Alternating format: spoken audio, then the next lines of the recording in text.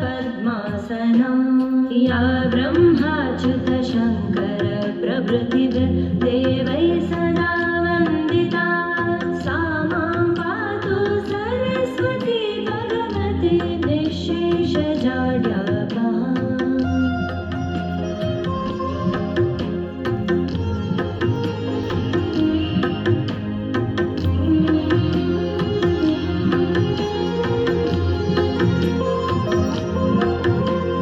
सरस्वती नमस्यामि चेतनां हृदि संस्थितां कण्ठस्थां पद्मयोनिं त्वां ह्रीङ्कारां सुप्रियां सदा मतिदां वरदां चैव सर्वकामफलप्रदां केशवस्य प्रियां देवीं वीणाहस्तां वरप्रदाम्।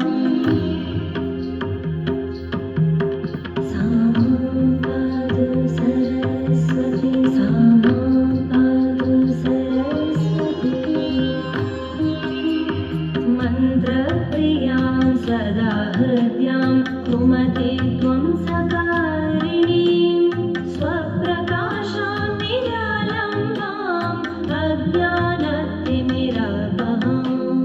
मोक्षप्रियां शुभां नित्यां शुभदां शोभां